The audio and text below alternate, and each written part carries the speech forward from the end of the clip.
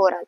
கல்வி என்பது அவாக்களுக்கு மட்டும்தான் என்று நம்மவர்களே நம்பிக்கொண்டிருந்த பொழுது, ஏன் எனக்கு படிப்பு வராது, எப்படி உனக்கு மட்டும் வருது, எதுக்கு எனக்கு கல்வியை கொடுக்க மாட்டேங்கிறேன்னு அடங்கி போன ஒரு சமுதாயத்தை, ஆதிக்க வர்க்கத்தை பார்த்து கேள்வி கேட்க வைத்த இயக்கம் திராவிடர் கழகம்.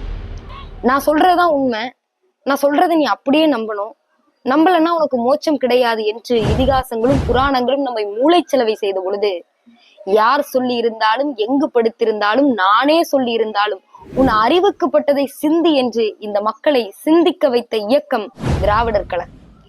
இன்னமும் திராவிடம் என்ன செய்து கிழித்தது என்று கேட்பவர்களுக்காக சொல்கிறேன்.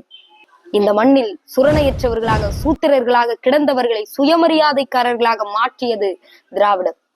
இந்த உலகத்தில் எத்தனையோ இயக்கம் தோன்றியது, இன விடுதலைக்காக, மொழி விடுதலைக்காக, மத விடுதலைக்காக. ஆனால் அடைபட்டு கிடந்த அறிவுக்கு விடுதலை கேட்ட இயக்கம் திராவிடர் கழகம் மட்டும்தான்.